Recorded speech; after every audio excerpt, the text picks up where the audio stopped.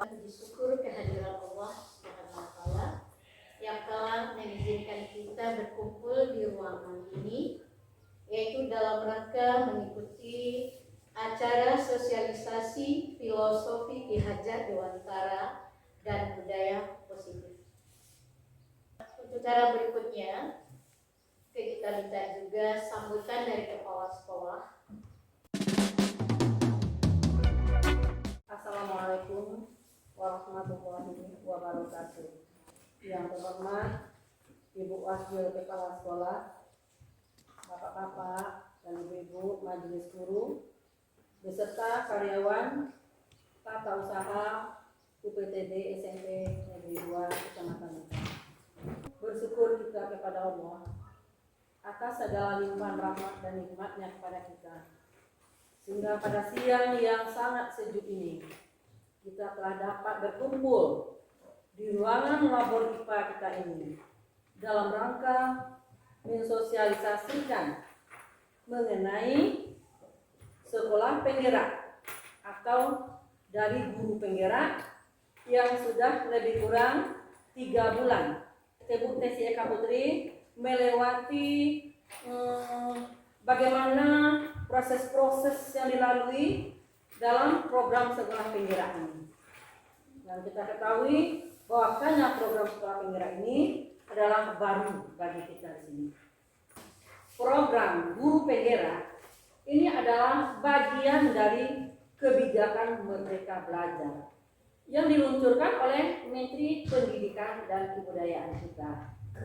Yang kita tahu bahwasanya Ibu Tesli adalah lulus salah satu di antara yang sekian banyak ikut dalam kompetensi sekolah penggerak.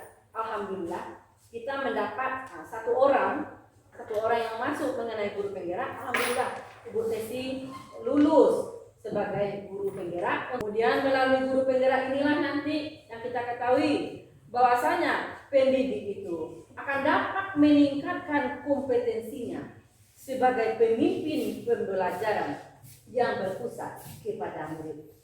Nah, mari sama-sama kita dengarkan apa-apa yang akan disampaikan atau yang disosialisasikan Ibu Tesi kepada kita semua. Mudah-mudahan apa yang disampaikan nanti sangat bermanfaat bagi kita, dan kita mungkin sebagai pendidik nanti dapat hendaknya kita menerapkan apa-apa yang disampaikan oleh atau menurut Ki Hajar Dewantara dan sebagai filosofis kita di sini. Assalamualaikum warahmatullahi wabarakatuh. Hari ini kita kepada Allah Subhanahu wa Ta'ala, kita perbaharui rasa syukur kita yang sampai hari ini alhamdulillah Allah masih berikan nikmat dan rahmatnya kepada kita bersama, sehingga kita masih bisa berkumpul di sekolah yang sama-sama kita cintai ini. Baiklah Bapak dan Ibu semuanya, pertama sekali ucapan terima kasih yang tak terhingga kepada pihak sekolah dan juga kepada Bapak Ibu semuanya yang sudah meluangkan waktu untuk mengikuti acara sosialisasi filosofi Ki Hajar Dewantara dan budaya positif yang kami dapatkan materinya pada program atau pendidikan guru penggerak. Bapak Ki Hajar Dewantara itu tidak asing lagi bagi kita. Bapak Ki Hajar Dewantara merupakan bapak pendidikan Indonesia, di mana kita tahu perjuangannya dimulai dari zaman kolonial Belanda. Dia juga membuat sebuah sekolah waktu itu yang sekolah pribumi yang kita kenal namanya dengan sekolah taman siswa. Nah, itulah sekolah pertama yang didirikan oleh Bapak Ki Hajar Dewantara supaya bagaimana rakyat Indonesia bisa mengenyam pendidikan walaupun masih di masa penjajahan. Bapak Ki Hajar Dewantara membedakan antara pendidikan dengan pengajaran, di mana pengajaran adalah bagian dari pendidikan yang merupakan proses dalam memberi ilmu untuk kecakapan hidup anak secara lahir dan batin. Itu yang pengajarannya. Pendidikan adalah tempat persamaan benih-benih kebudayaan dalam masyarakat. Ki Hajar Dewantara memiliki keyakinan bahwa untuk menciptakan manusia Indonesia yang beradab, maka pendidikan menjadi salah satu kunci utama untuk mencapainya. Nah, tujuan pendidikan sejatinya menurut Ki Hajar Dewantara adalah menuntun segala kodrat yang ada pada anak-anak agar mereka dapat mencapai keselamatan dan kebahagiaan yang setinggi-tingginya, baik sebagai manusia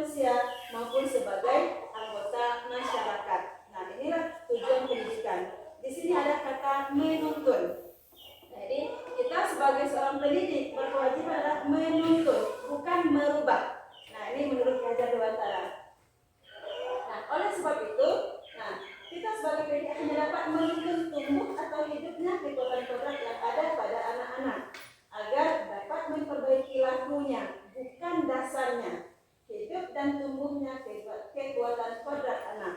Nah, apa maksudnya di sini? Kemudian yang saya menerangkan itu anak bukanlah tabula rasa. Kita sudah mengenal istilah ini mungkin. Ada yang mengatakan anak adalah tabula rasa. Maksudnya tabula rasa di sini anak diibaratkan sebagai kertas kosong yang semaunya pendidiklah melukis apa yang melukis di sana. Itu yang tabula rasa. Nah, namun menurut Bapak Ki Hajar Dewantara, anak bukan tabula rasa, melainkan anak adalah yang sudah memiliki kodrat yang di sana sudah bertulisan dengan garis putus-putus, namun gurulah sebagai penuntun yang akan menebalkan garis putus-putus itu. Nah, itu maksudnya.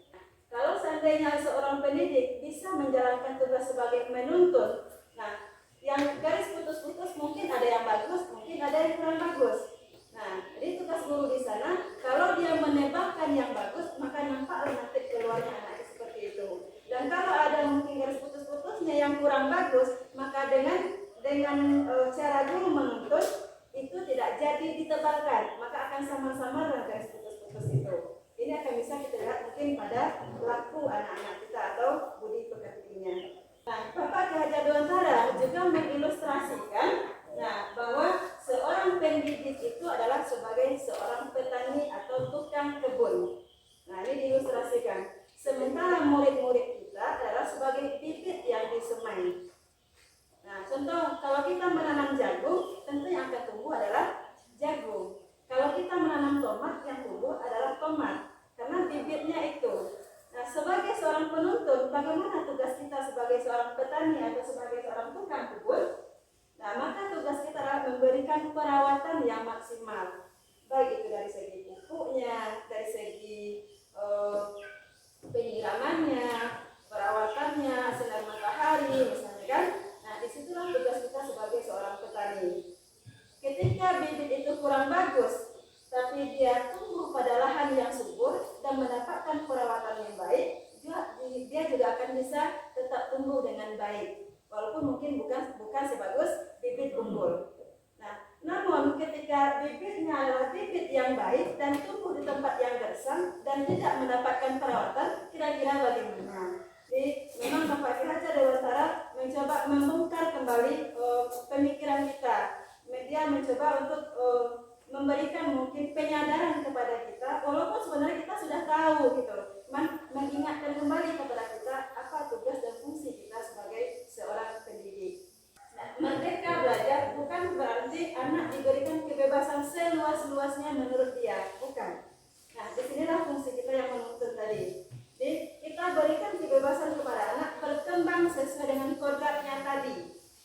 Nah, kalau kita kaitkan kepada pembelajaran kita di sekolah, kita berusaha mencari bagaimana trik-trik atau pembelajaran sehingga pembelajaran itu memang berpusat kepada murid. Gitu.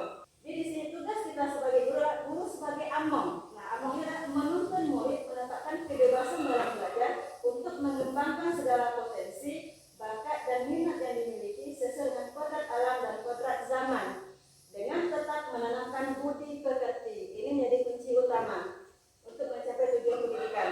Jadi dasar-dasar pendidikan menurut Bapak Ki Hajar Dewantara itu ada 3. Yang pertama kodrat alam, yang kedua kodrat zaman, yang ketiga adalah budi pekerti. Nah, ini yang minta. Lanjut kita kodrat alam itu apa sebenarnya? Nah, apa sebenarnya kodrat alam itu? Jadi yang kodrat alam itu adalah sosial di mana murid itu tumbuh. Nah, kita tidak bisa samakan anak-anak atau murid-murid yang berada di Sumatera Barat itu akan berbeda dengan anak-anak yang berada di Jawa sana. Nah, karena alamnya berbeda. Nah, jadi kita melihat di sini kalau untuk zaman ini kita harus perhatikan, namun tetap menyaring, gitu ya. Nah, kalau kita perhatikan anak-anak kita kan sering bedakan itu. Anak-anak SMP 2 Muka tahun 2005 misalnya jauh berbeda dengan anak-anak SMP 2 Muka tahun 2021. Jauh berbeda. Kenapa itu terjadi? Karena memang zamannya sudah berbeda, gitu Bapak Ibu. Nah, zaman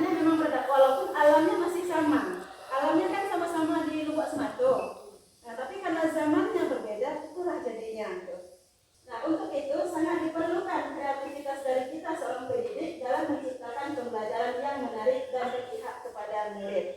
Beratnya anak adalah bermain.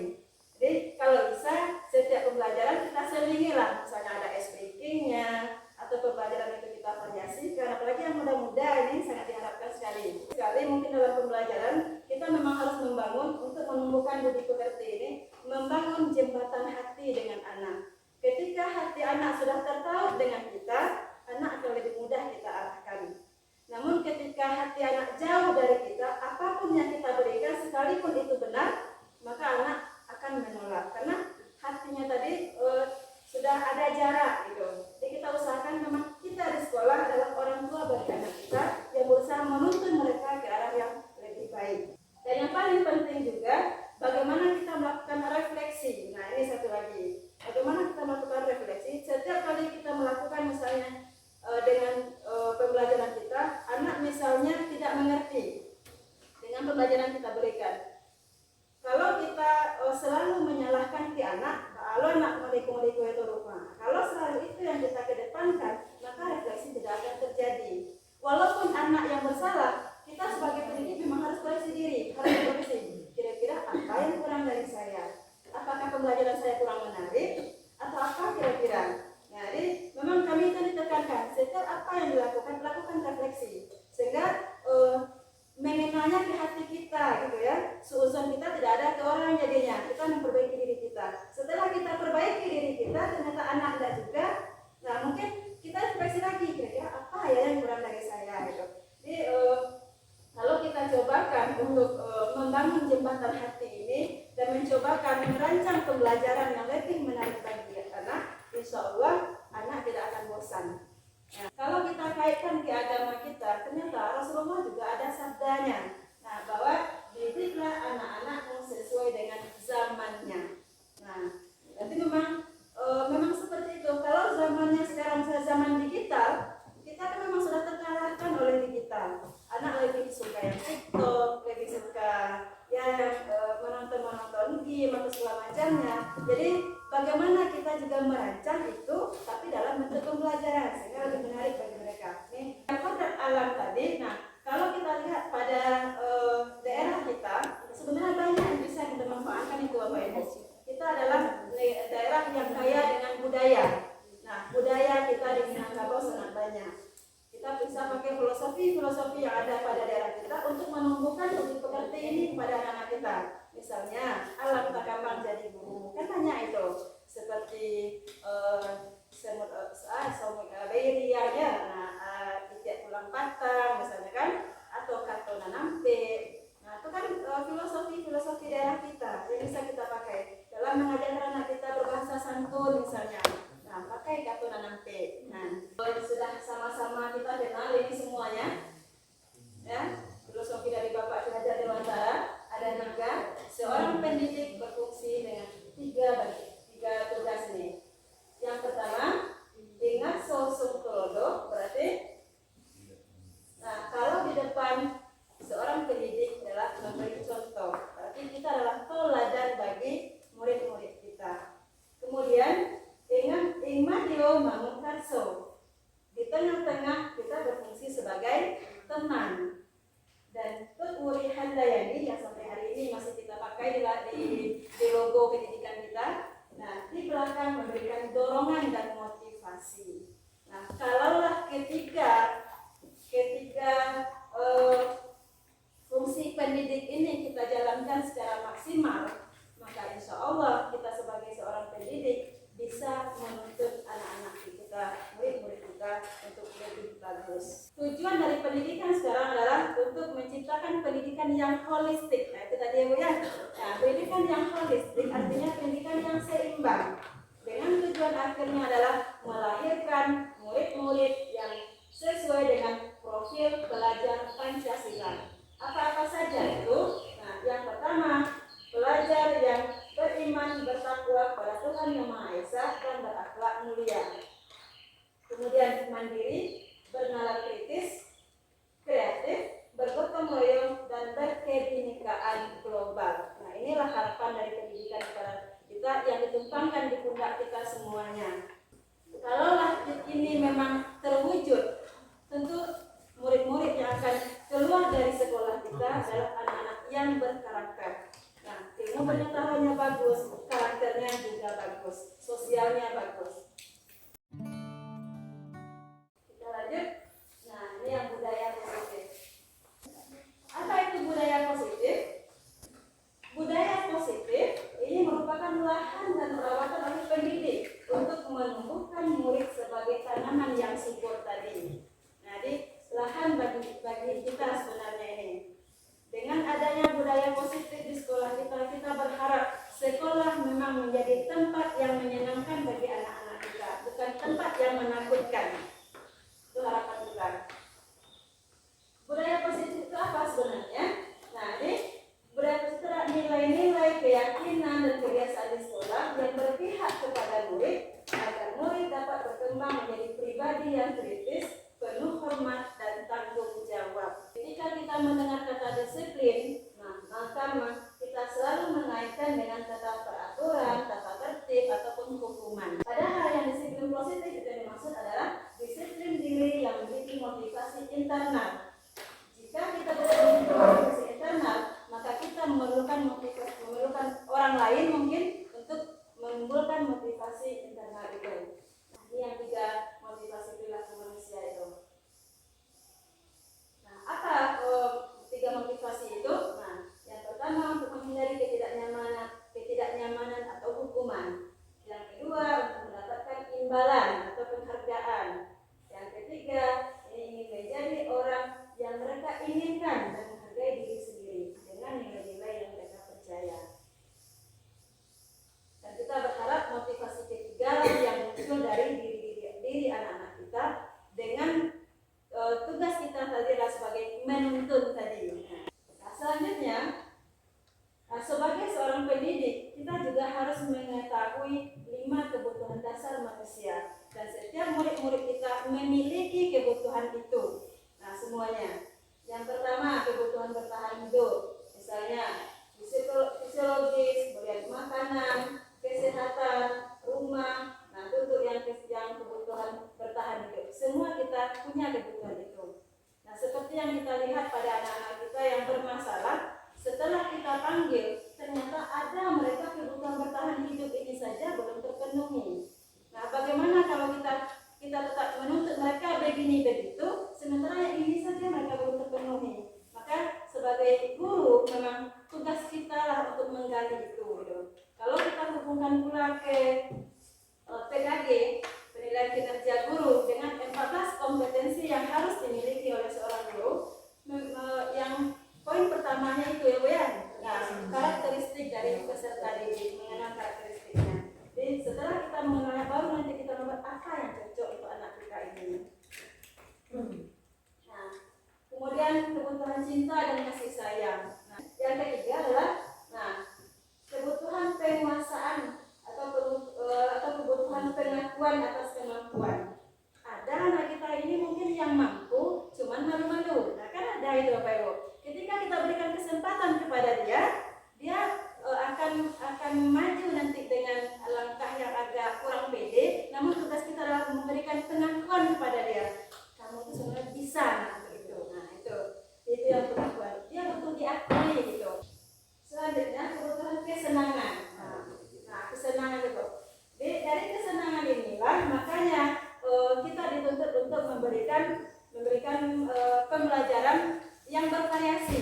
Nah, kadang anak suka dengan metode ceramahkan, kadang anak suka dengan metode diskusi kelompok, kadang anak suka dengan metode menonton.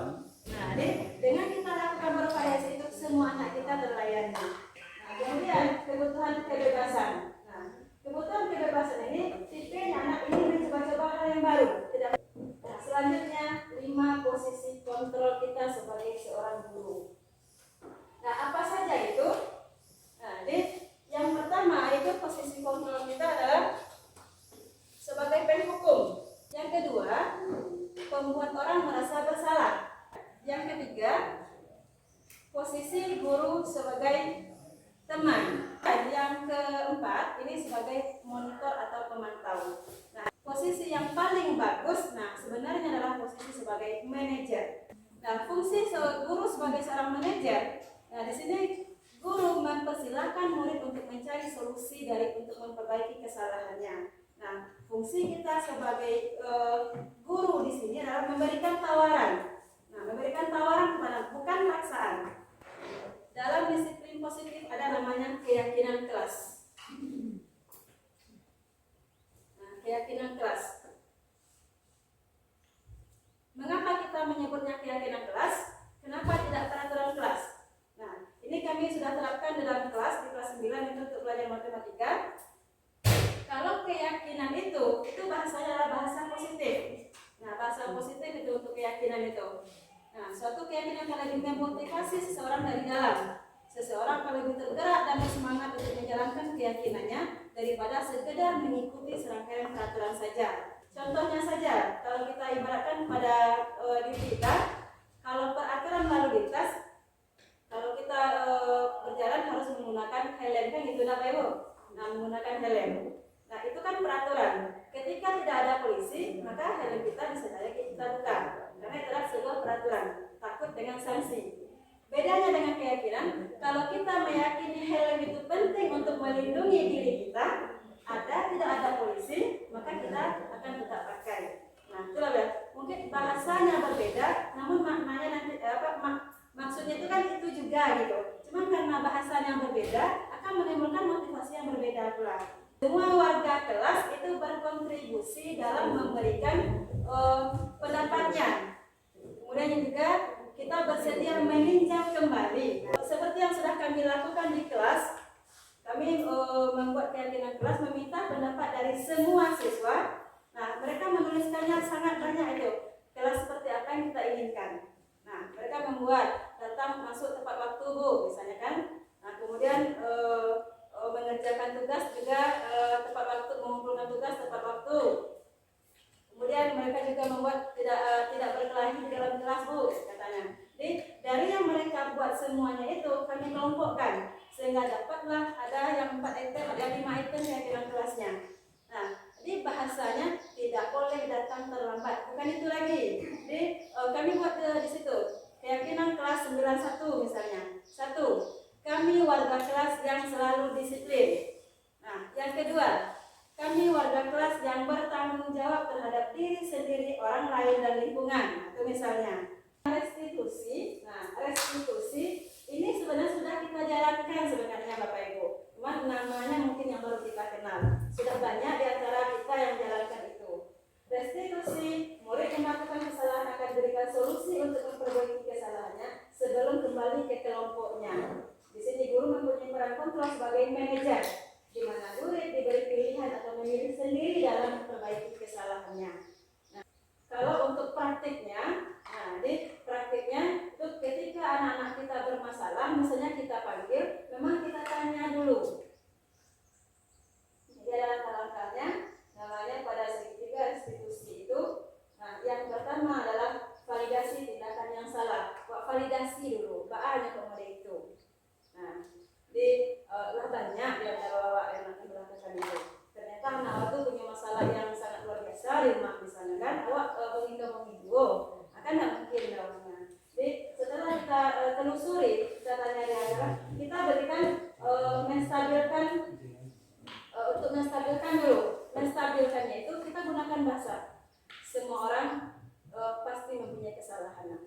Nah, cuma sekarang bagaimana cara memperbaiki kesalahan? Nah, di sini Ibu tidak mencari siapa yang benar, siapa yang salah, namun bagaimana memperbaiki kesalahan itu. Jadi mungkin itu bahasanya. Nah, yang ketiga, baru kita menanyakan keyakinan sekolah atau keyakinan kelas kita. Ketika dia bersalah, namun dari apa yang sudah Anda lakukan, misalnya keyakinan kelas atau keyakinan sekolah mana yang belum dijalankan. Ketika dia ini Bu. Nah, perlu kita lontarkan kembali ke dia nanti, kira-kira bagaimana penyelesaiannya. Nah, jadi penyelesaiannya kita bisa bimbing, bukan kita serahkan saja kepada. Nah, implementasinya, nah ini kegiatan di kelas. Nah, ini pembelajaran yang berpihak pada murid, nah, sesuai dengan padat alam dan padat zaman dengan menerapkan budi pekerti. Nah, ini di sekolah kita ini belajar matematika menggunakan fokus, kita menggunakan video waktu itu, ada juga menggunakan PowerPoint,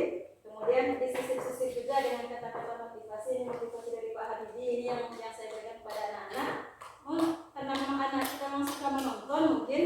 Nah, setelah setiap saya membawa fokus ke kelas, memang lagi itu juga boleh. Memang karena memang suka menonton, lebih suka menonton daripada mendengar kan gitu. Jadi kadang-kadang saya ambil video yang sudah ada di YouTube, misalnya video pembelajaran, kan suara orang lain gitu. Nah, jadi didengarkan pada mereka, silakan mereka menyimpulkan nanti. Mereka bisa ternyata. Nah, jadi alhamdulillah cukup membantu. Gitu. Nah, ini pada rapat beriman dan bertakwa kepada Tuhan Yang Maha Esa, kegiatan peringatan Maulid Nabi. Nah, nih. Ini yang bersifat menuntun ya, Bro. Nah, kita belajar kelompok. Nah, setelah ditanya kepada anak-anak bagaimana perasaannya setelah belajar seperti itu, umumnya mereka menjawab senang. Nah, menjawab memang menyenangkan. Bu, bisa diulang lagi ya, Bu. Nah, itu tanggapan mereka ya. Nah, kalau saya sampaikan kepada Bapak Ibu, mungkin karena kelas 9 belum pernah saya mengajarnya dari kelas 7. Setelah saya meminta refleksi kepada mereka di akhir semester, saya menanya bagaimana pandangan Anda terhadap pelajaran matematika, misalnya. Kemudian bagaimana menurut Anda pembelajaran diberikan oleh Bu Tesi, misalnya kan.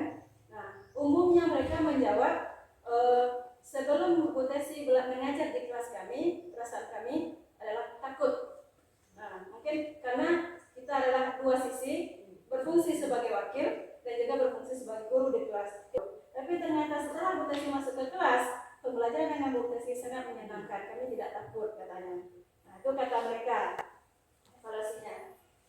Jadi setiap anak diberikan kebebasan. Nah, ini mungkin menjadi apa bagi kita, anak kita yang kita anggap tidak mampu, mungkin ternyata mereka setelah berkelompok ada potensi yang mereka miliki. Ini contoh si Rizky Ananda Putra kelas 91. Rizky Ananda Putra Rizky Ananda, ketika dia belajar dalam kelompoknya, dia yang berusaha dengan semangat menyelesaikan tugas yang saya berikan waktu itu. Nah, dia menggambar grafik pembelajarannya adalah pelajaran pencerminan. Nah, jadi disuruh mereka berkelompok, kemudian diberikan kertas cat untuk mereka, diberikan spidol warna-warni. Dengan semangatnya seorang Rizky mengerjakan itu. Nah, kemudian dipandu oleh Iqbal dalam menyelesaikan yang lainnya gitu. Dan semua anggota kelompok itu alhamdulillah aktif dengan bidangnya masing-masing. Nah, ini keyakinan kelas yang kami buat. Nah, keyakinan kelas setelah apa dikelompokkan kembali, dikelompokkan menurut bidangnya masing-masing. Nah, jadilah dia yang ini. Ada yang 4 item, ada yang 5 item. Kemudian nilai dan peran seorang guru. Nah, nilai dan peran seorang guru, nilai-nilai yang harus dimiliki guru yang pertama adalah mandiri. Kita menjadi guru yang mandiri, reflektif, berarti kita selalu mengevaluasi. Nah, dari reflektif berarti kan kita memang berkaca dari apa yang sudah kita lakukan, kemudian bagaimana kita lakukan, apa kira-kira perbaikan ke depannya. Itu yang reflektif. Kemudian inovatif, kolaboratif, dan berpusat kepada murid. Inilah nilai-nilai yang harus kita anut sebagai seorang guru. Yang kolaboratif artinya kita harus mampu untuk berkolaborasi, bekerja sama dengan semua unsur, baik itu dengan orang tua, dengan anak, ataupun dengan teman sejawat yang ada di sekolah kita. Nah, karena apapun yang kita lakukan, kalau hanya sendiri kita melakukan, itu mustahil akan terwujud. Dengan kerjasamalah semuanya bisa kita jalankan, bisa kita wujudkan. Sekarang kita ingin menjadi guru yang seperti apa? Apakah kita ingin menjadi guru yang selalu dirindukan kehadirannya oleh murid, atau menjadi guru yang ditolak kehadirannya oleh murid mungkin ya? Nah, jadi kita seperti apa sebenarnya yang kita inginkan? Jadi dengan memanfaatkan nilai-nilai yang ada tadi, maka kita bisa jawab diri kita masing-masing, kita mau seperti apa? Sebagai seorang pendidik, memang sebaiknya kita punya visi terhadap murid-murid kita. Murid seperti apa sih yang kita idamkan? Nah, nanti dengan kita mewujudkan visi itu, misalnya kita menginginkan murid yang mandiri, misalnya kan, murid yang mandiri yang berakhlak mulia, misalnya. Kemudian mempunyai ilmu pengetahuan yang bagus. Nah, kalau kita mewujudkan visi seperti itu, tentu kita atur rencana. Kira-kira mewujudkan itu apa yang kita lakukan.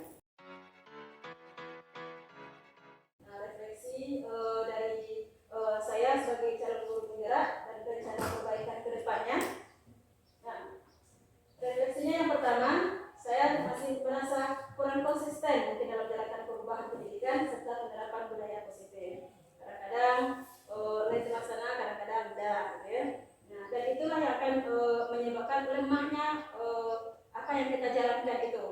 Karena pengkondisian dan pembiasaan itu sebaiknya dilakukan yang pertama dengan keteladanan yang konsisten, kemudian peraturan yang konsisten. Nah, kalau kedua-duanya kita sudah jalankan, insya Allah pengkondisian kita atau pembiasaan bisa berjalan dengan baik. Tapi kalau belum, maka belum bisa. Nah, kemudian masih memerlukan dukungan yang lebih kuat lagi dari Bapak Ibu semuanya. Kemudian yang ketiga, masih sulitnya merubah mindset. Nah, mindset keluarga sekolah termasuk saya sendiri, karena kita terbiasa mungkin memberikan hukuman, memberikan sanksi, kan? Jadi masih susah untuk merubah itu, gitu. Nah, karena ini memang butuh proses. Di cara perbaikannya kita akan buat program nanti dibuka dengan berpihak pada murid. Nah, ya kita lebih konsisten lagi dalam menjalankannya. Kemudian mendalam kolaborasi dengan rekan kerja, dengan kita semua, nah, sehingga apa yang kita idamkan, apa yang kita inginkan bisa terlaksana hendaknya demi kemajuan pendidikan terutama di UPTD SMP Negeri 2 Kecamatan Bungkal.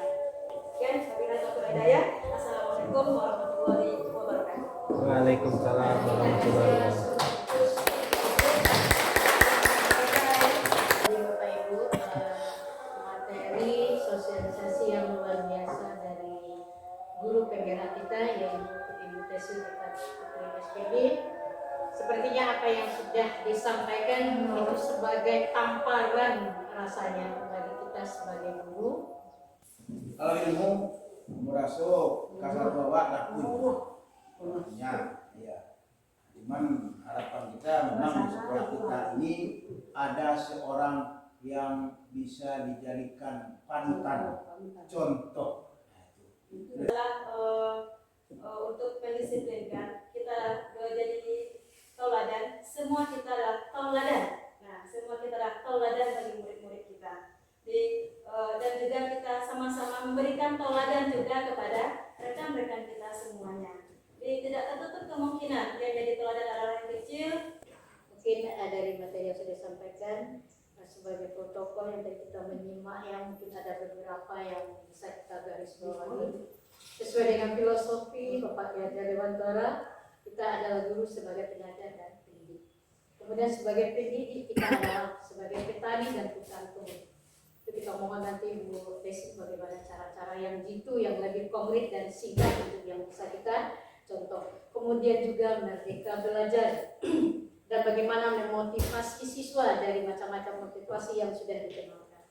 Kemudian juga kita memberikan pendidikan bagaimana kita mengajar yang berpihak kepada murid kita. Kemudian juga kita harus sering-sering merefleksi